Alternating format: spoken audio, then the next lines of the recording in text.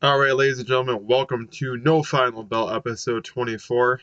And as you can see, something looks a little different, doesn't it? Well, with all the shows here on Tinkle Sports and Entertainment, we have a new layout for all the shows. In ours, we went a little creative. We actually went red for everything. Down below is red, to the corner here is red, and also over there is red, and it shows who's on it. No Final Bell with Jason and Marty.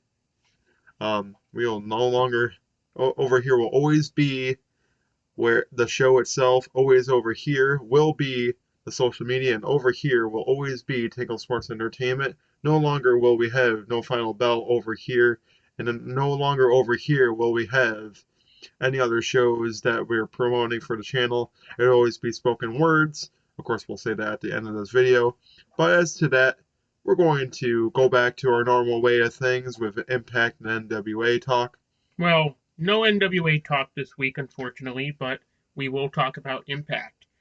This is the past 2 weeks worth of Impact tapings because some stuff happened on Impact Wrestling. So, first things first, we get to a match between Bullet Club's Chris Bay and Jake Something. Jake Something beats Chris Bay, but who comes down to even the playing field of sorts and help Chris Bay? The Gorillas of Destiny. They beat down Jake Something with Speedball Mike Bailey and Jay White, the Switchblade, King Switch, coming down. And the main thing to take away from this beatdown is that G.O.D. wants the Impact Tag Team Championships and the Good Brothers.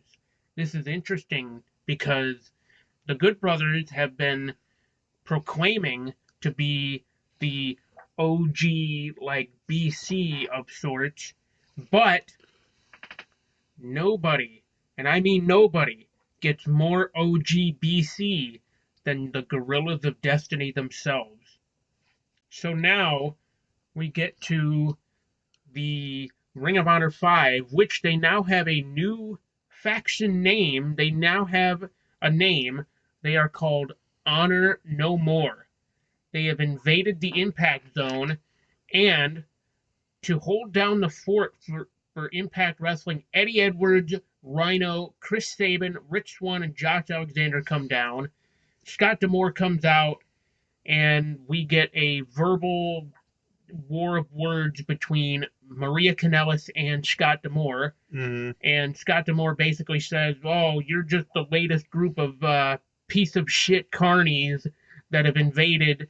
And so at No Surrender, it will be Team Impact versus Honor No More. I do not have this written down, but at No Surrender, between Team Impact and Honor No More, if Honor No More wins, they get to stay in Impact Wrestling. But if Team Impact wins at No Surrender, Honor No More will be no more in Impact Wrestling. Yeah, I mean, I don't really watch Impact too much, but I wanted to say this is really the first faction versus faction match in Impact probably since like the TNA days with aces and eights and yes. That's really in the main event Mafia and stuff like that. So I'm just saying, like, this is really throwing it back. Yeah, no, really throwing it back to like early days of TNA. But what's the other name that I can think of that?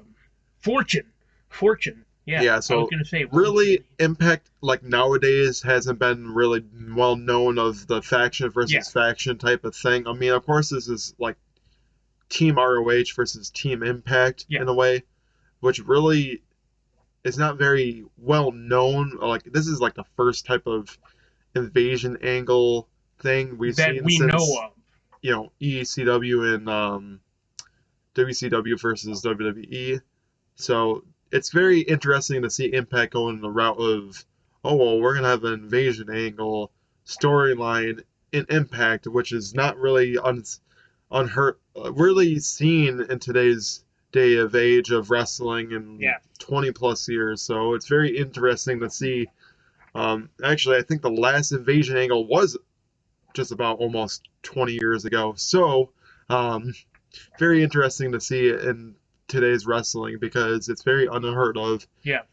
and especially in Impact. Like I said, like this is like the first like faction versus faction type of match that we've seen in Impact in a very long time. So, if for any OG Impact fans, it's kind of nice to see because it's been a long time coming. Yes, absolutely. And speaking of Ring of Honor, the man behind it all, Kerry Silken, does not approve of the antics of Honor No More. He because basically Honor No More is going against everything that Kerry Silken and ROH stands for. And of course, Kerry Silken is not going to approve of the antics of them. Then we get to more in ring action. The Inspiration beat the Influences Caleb with a K and Madison Rain. Then we get to matches being announced for the next week taping. We will get to that. We have a new knockout coming to Impact Wrestling, the quintessential diva, Giselle Shaw.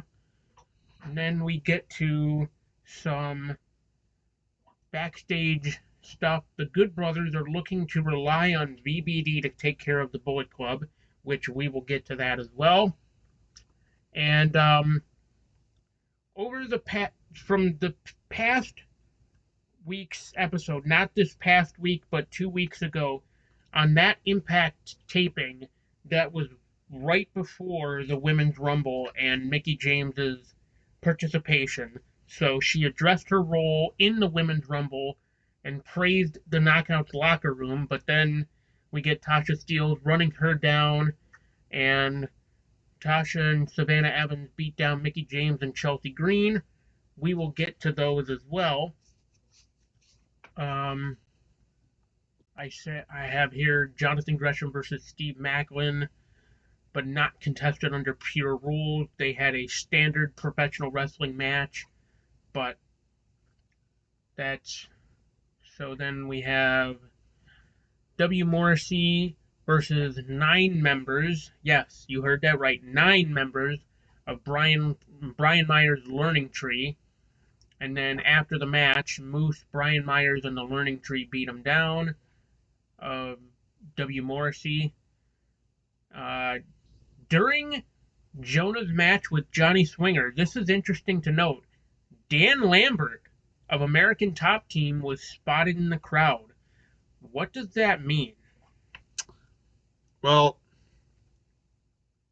I would think that it's gonna project the forbidden door a little bit more, and you're gonna see American Top Team in Impact. But what also means is he's also a big wrestling fan, so that's That he also is. what it proves too. Is that yeah, he's gonna show up in Impact, and he's a big wrestling fan. So, but don't be shocked if American Top Team does show up in Impact at some point, whether it be in the Knockouts division or X division, and or for the world title or Hey, who tag team knows? titles. But we'll happen to see what happens. Um, Who knows? We might see the inevitable return to Impact Wrestling of one all ego Ethan Page. Honestly, he probably shouldn't have moved away from Impact. I mean, of course, we're going to talk about Ethan Page and a dig that Brandy did say on this past week's episode of Dynamite. But before we get to then, we're going to continue with So Impact talk. during that, Jonah beats Johnny Swinger, but after the match, Decay comes down. And we'll get into Decay and Jonah later on. And then in the main event of that week, representing Honor No More, PCO beats Chris Sabin with help from Honor No More. And after the match, Team Impact comes down to even the playing field. So that was that week's episode. Now we get into this past week's taping of Impact, where in the opening contest of that week's taping, we have a new champion crowned. Not world champion, not X Division champion, not even either of the tag team titles, Knockouts and men's, not even the Knockouts world champion. No, we have a new digital media champion. And who who is the new digital media champion, you may ask? None other than the man who created the Internet Championship. That's right, ladies and gentlemen. Matt Cardona becomes the new digital media champion by defeating Jordan Grace. The way he did it may be a bit questionable, Yeah. but granted, win by any means necessary. Hey, I mean, it was a very highly contested match. Also, Matt Cardona didn't look like he was in favor of wrestling a girl. He didn't really want to hurt her. But towards the end, he swerved us all. Towards the end, he used the chair while the referee's back was turned. Yeah, I know. And, he got the broski boot there. Of course, that's why I still the reboot. Yeah. But he hit the reboot, and then he went to the outside. He was over by the timekeeper's table, had the digital media championship in his hands, was looking to use it. The referee snatched it out of his hands, took it over to the other corner. Jordan Grace was about to rush the ropes. Matt Cardona hit her with the chair. Next thing you know, he's like, I don't know what happened. Nobody saw it. And hits radio silence. 1, 2, 3. New digital media champion Matt Cardona. Then we get backstage with W. Morrissey. He is beating down some wrestlers backstage until he finds Brian Myers. They get into a chase. Scott D'Amore says, hey, listen, you can get Morrissey next week in a no DQ match, but as far as Moose goes, he's not in the building. He's in a hotel. And Morrissey says, hotel, huh? Perfect. I know where I'm headed. We'll get to that later on. Then we get to more in-ring action. Jonah beats Crazy Steve. After the match, he was looking to inflict more damage on Crazy Steve, but Decay stepped in and sent him off.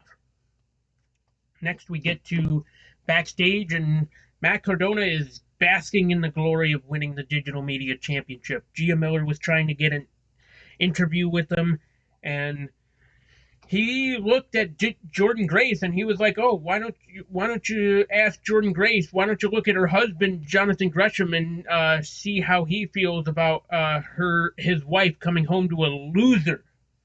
So Matt Cardona is fully engaged in a heel run, and it's interesting to note because you never thought that Matt Cardona could be such a great, could play such a believable heel. Like, nobody ever thought that, oh, Matt Cardona's too fun-loving of a guy. Nobody could possibly hate him.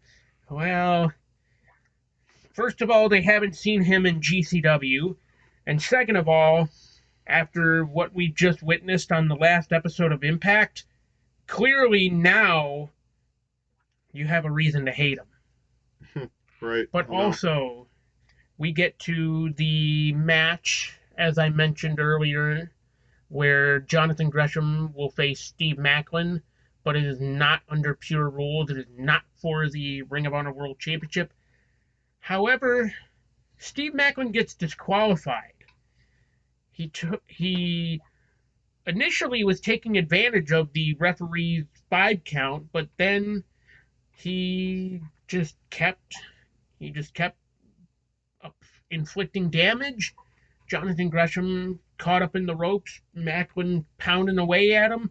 Referees counting 1, 2, 3, 4, and then you hear the 5, and he's like, all right, toss the match out.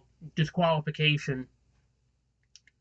So then we get to build up to No Surrender between Team Impact and Honor No More.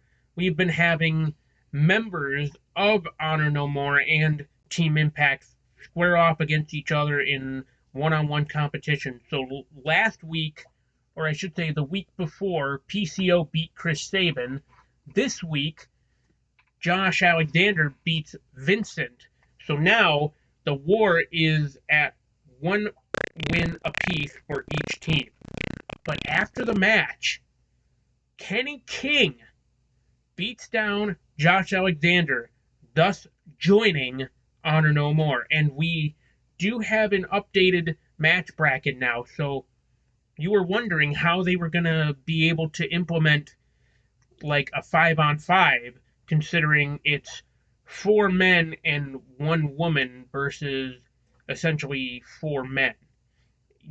It kind of made no sense in a way, but now we have 5 men on both sides.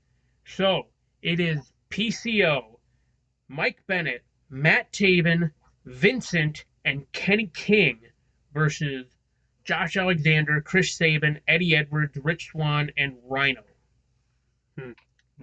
Surely going to be interesting. So, as I said earlier, how W. Morrissey said, hotel, huh? Okay.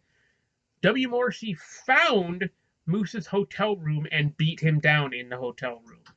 And one thing I was kind of laughing about during that whole segment was W. Morrissey using the refrigerator freezer and just bashing Moose's head with it. So then we cut to in-ring action.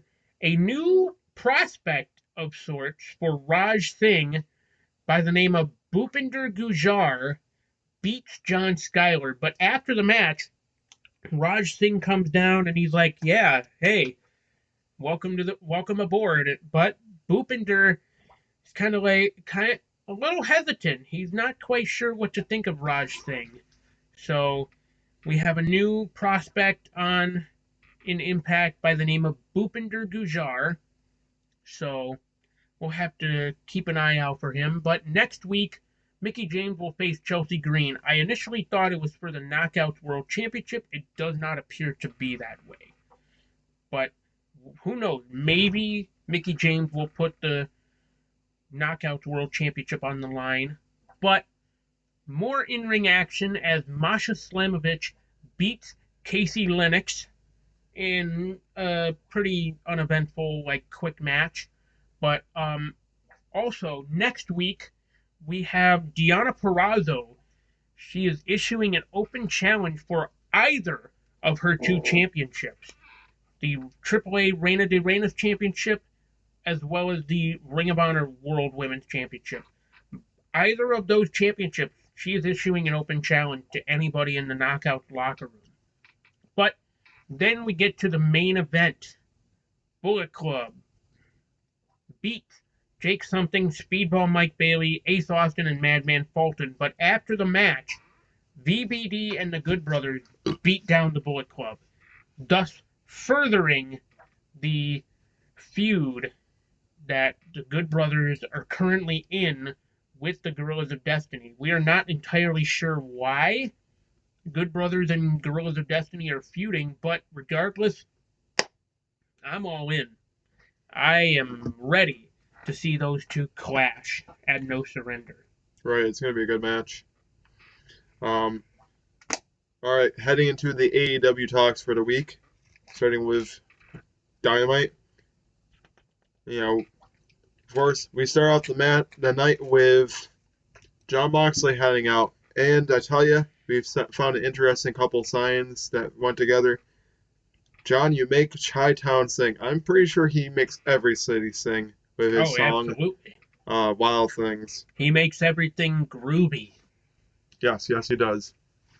But, and it's such a back and forth contest between himself and Wheeler Yuta, which, I tell you what, I give Wheeler Yuta a hell of a lot of props because he showcased... The man can work. He showcased a hell of a lot of skill and talent against Jon Moxley. The man can work. There was a few times where I thought Jon Moxley might get upsetted by Wheeler Yuta, but of course, right now, Jon Moxley has come back. He is undefeated currently right now.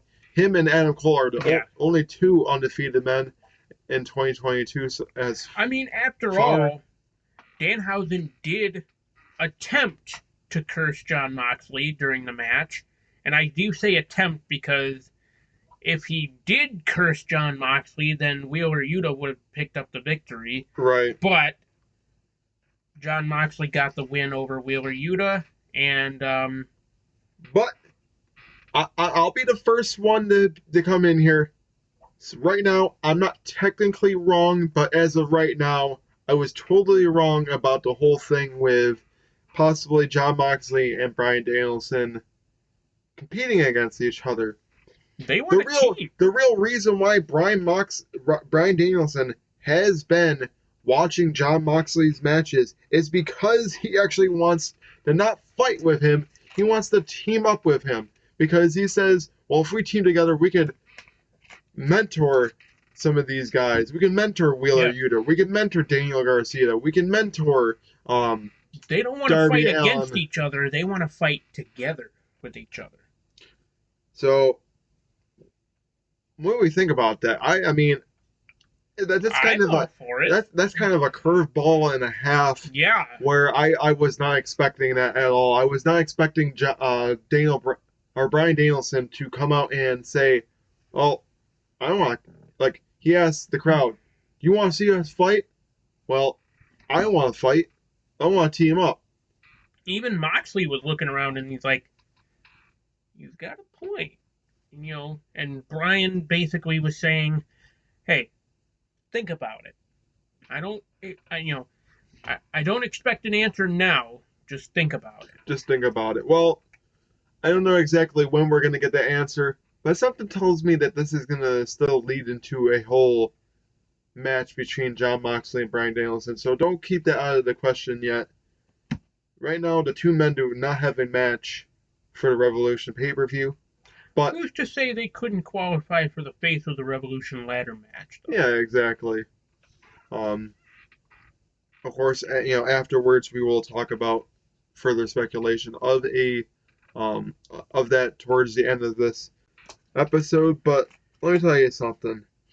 So going into the next thing, Brandy is out in the ring, and of course, to no surprise, the fat-faced dipshit himself, Dan Lambert, comes out with American Top Team and Ego Ethan Page and Scorpio Sky, The Men of the Year. where um, I trying to remember too much of this thing, but I know Dan Lambert basically said that Brandy had bolted on boobs. well, and he So, was also um, trying to remember too much. I'm trying to remember this. I know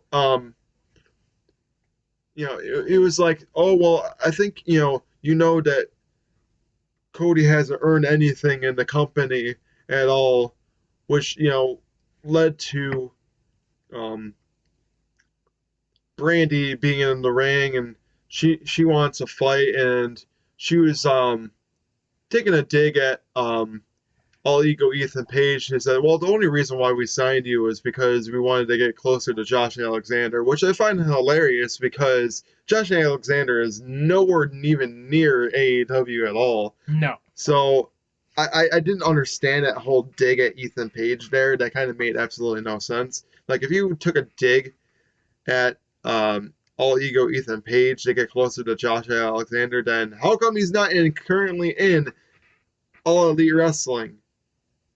He's still in Impact Wrestling. And All Ego Ethan Page, yeah, he hasn't really done anything in AEW, but I was hearing, I was like, okay, um, sure, you wanted to get closer to um, Josh Alexander, but where is he in All Elite?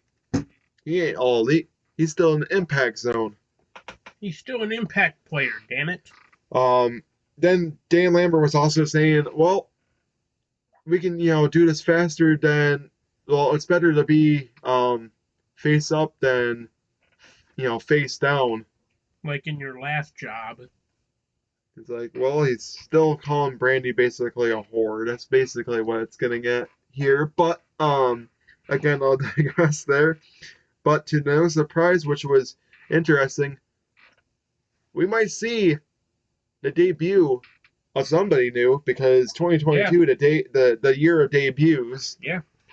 Debuts Paige and or Van Zant returns. comes out and wants to start up some beef with Brandy.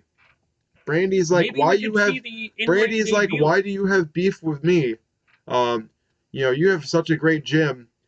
You won best gym 5 times in a row. You have most of the champions, but um, your top champion there lost to Jake Paul and lost to how about instead of worrying about taking digs on me, how come you can't worry about American Top Team? Which I mean, I guess she kind of had a point there, but then that also was prompted out Paige Van Zant, who is American Top Team member. Um, of course, the women pull them apart.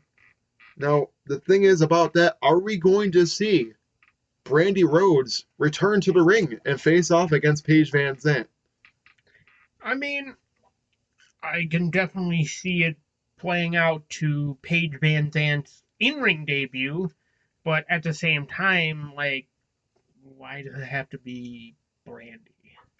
You know what I mean? Like, I mean, it is what it is if that's what they're well, building well, towards. the thing But about it is, it all makes sense because of the whole thing with Cody Rhodes and Brandy Rhodes, the whole storyline with American Top Team there.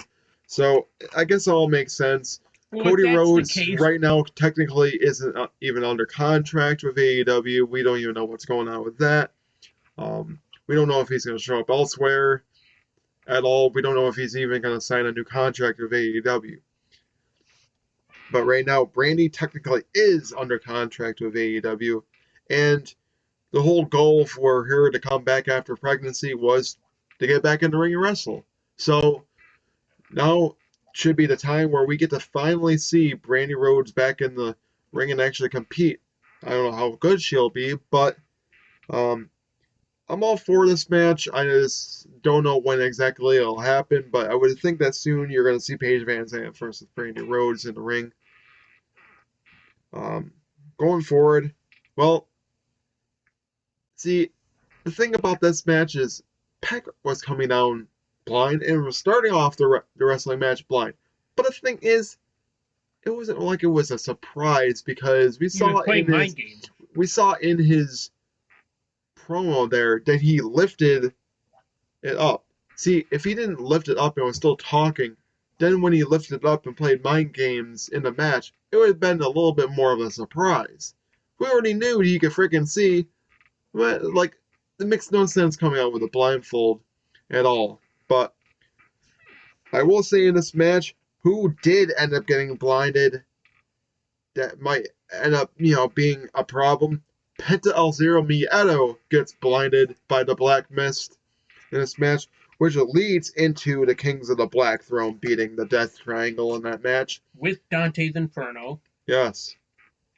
Um, Man, tell you what, they're on the roll. And I'm pretty sure their goal is to eventually go after the AEW World Tag Team titles. And tell you what, I'm all for it. Because I tell you what, now AEW, now that they brought in um,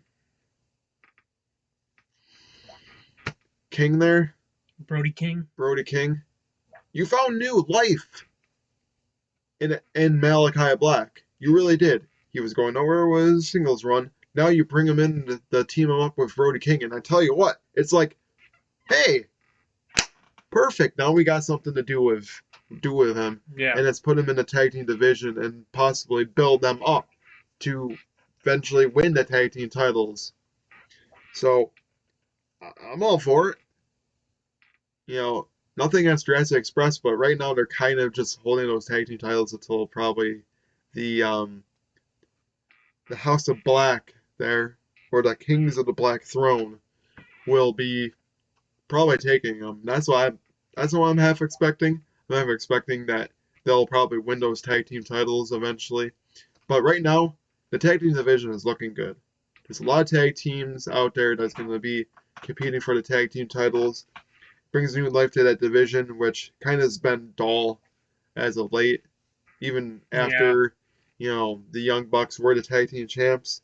But right now, you brought new life and meaning to the tag team division again, where all these tag teams that were kind of shadowed by the Young Bucks are now getting an opportunity, which is nice. It's something new and something fresh. But I didn't really want to go into this because he did compete on Rampage, which we will talk about. But he vows to show a new side of Adam Cole. Our thoughts on that one? I mean, we'll see what happens, but he was saying how you're going to see a more ruthless Adam Cole, you're going to see a more vicious Adam Cole. I mean, how much more ruthless and vicious can you get than you already are? Right. I mean,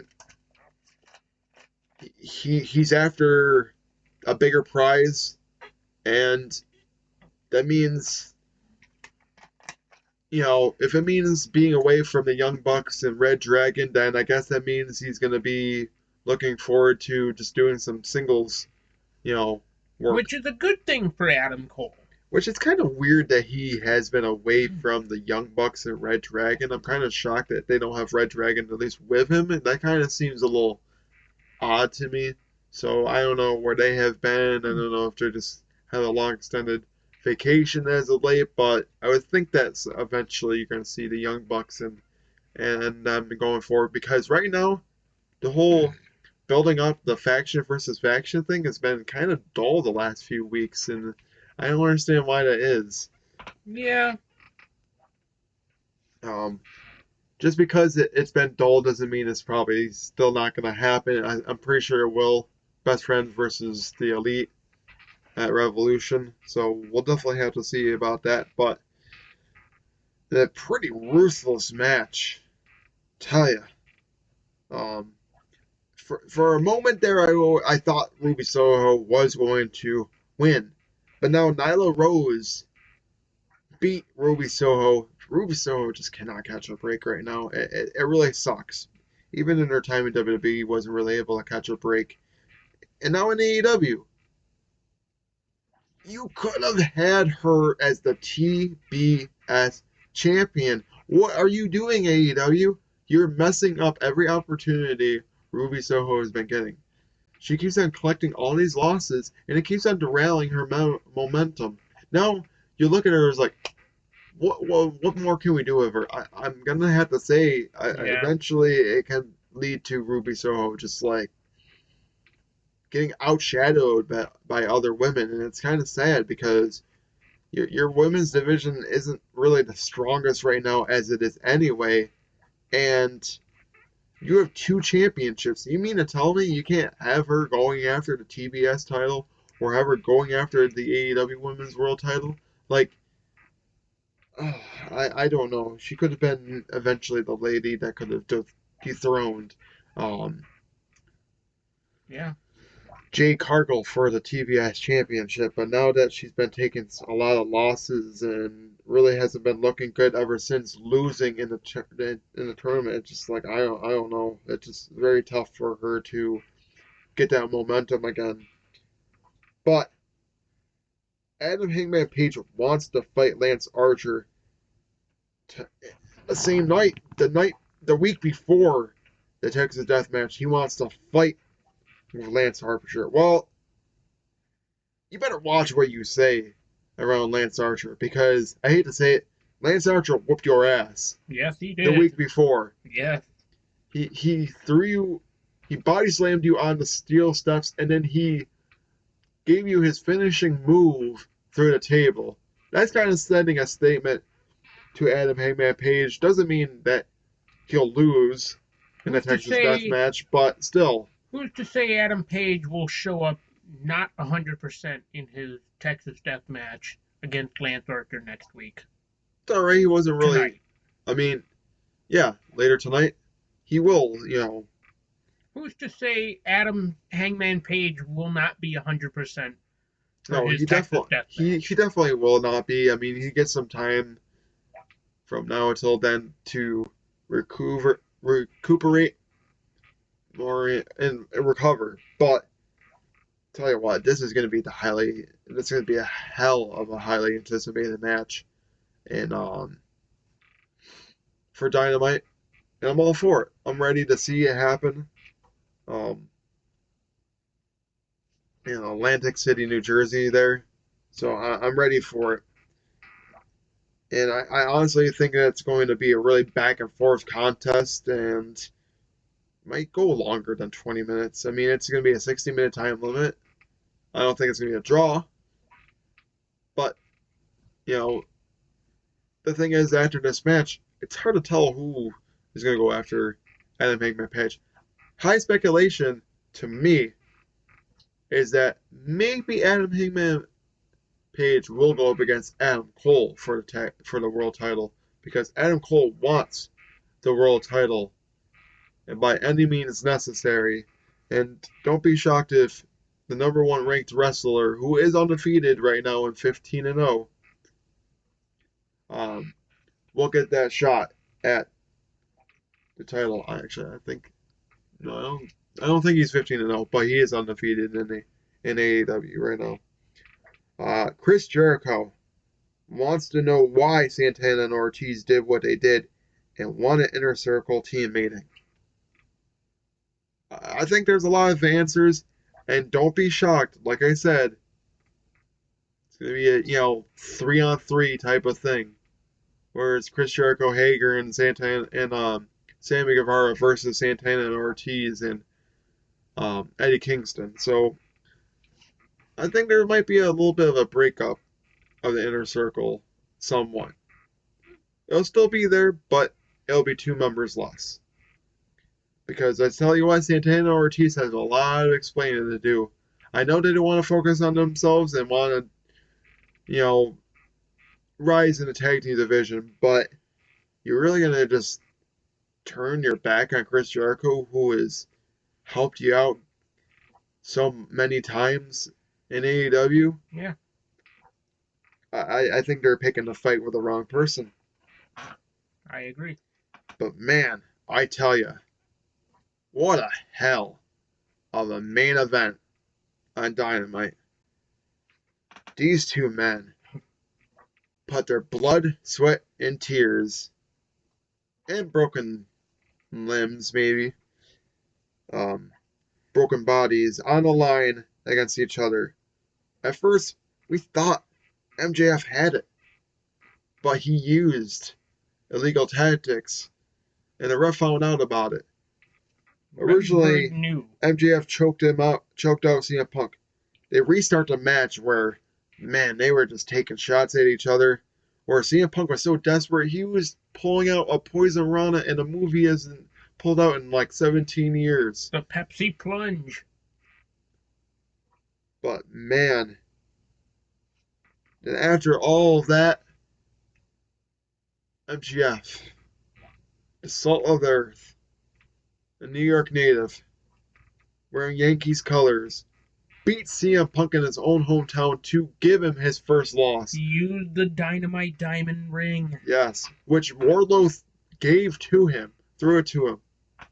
And that match, distracted and threw it to him, used it to his advantage, and then pins CM Punk, giving him his first L in AEW. No longer perfect. But I will say this now, this is not the end of MGF and CM Punk. It will lead to a match between the two at Orlando, March 4th. Which just so happens to be when Batman comes out, so maybe you can watch Batman and also watch Revolution the same day, if you're crazy enough. But, I thought Revolution was March 6th. No, it's March 4th. But, yeah, MGF gets the win over CM Punk in a very great back and forth main event. And I tell you, Dynamite pulled out all the stops this past week.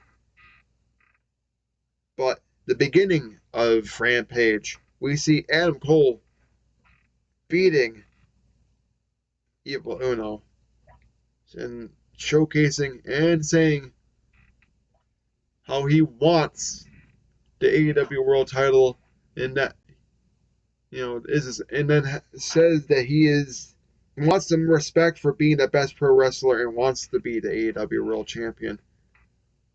I mean, yeah, he's a great wrestler. He's a great pro wrestler. I wouldn't say he's the best pro wrestler, but sure. I mean, I guess I can see where he's getting at. He's won countless world titles in every promotion he's been in, and there's one world title that plagues him. It's the AEW World Title. Yeah. It is March 6th, by the way. Okay. Going forward, Sammy Guevara in a very highly contested match. I thought at a few moments in this match that Isaiah Cassidy was actually going to win and become the TNT champion. But Sammy Guevara, man, that guy will do anything in this match. Yeah. With battered ribs and everything. Beats Isaiah Cassidy to a routine and still is your undisputed TNT champion, which still looks a little weird for him to hold two TNT championships, but sure, I guess that makes sense. Or Darby, well, after the match, the AHFO, it's kind of hard to say it because I'm so used to it being the HFO, the AHFO tries to go in and surround Sammy Guevara. They want him. Darby comes out. Jose is trying to get him to sign the contract to join him. To no surprise that Darby actually teams up with Sammy Guevara. Then afterwards, he has his hands on both titles. I don't know if that's a sign of respect or if he actually wants the TNT Championship. Something tells me he wants to hold that title. I'm really thinking that Darby wants to be wants to be the next in line for the TNT Championship. And will he answer the open challenge? I think so. Yeah, I think so as well. I really do think that Darby's going to answer the next challenge, and I'm all for it. It would be nice to see Darby win the title back, but again, maybe it's also still too early for Sammy to lose the title.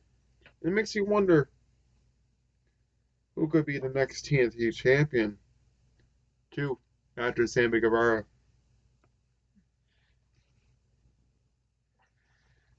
But after that, QT Marshall wants to send his prize student after Hook. Thoughts? He's on saying, well, you keep on saying about sending Hook. Well, I'm going to send my prize student after. I'm going to send somebody after you, Hook, instead of sending Hook after opponents. I mean, either way, Hook is going to beat his ass. Because don't we all know that no matter who you send after Hook, unless it's somebody actually worth Hook's time, worth mentioning that could beat Hook, that Hook is just going to beat every opponent that gets sent his way until it's somebody that might actually beat him. I'll tell you what, the day that Hook actually loses is going to be interesting because I feel like once he loses, he's just not going to be that booked much after the fact, but it makes you wonder. But yes, next Friday on Rampage, it will be QT's prized student going up against Hook. I just don't see why they haven't put Hook on Dynamite yet. I think they're saving it because they want to really build him up more before they give him a top guy on Dynamite. Because that's kind of like what Rampage is. Rampage is to build people up on there, or anybody that, you know, still kind of not to that Dynamite level to put them on Rampage. They get a little bit more viewership in a way. But Understandable.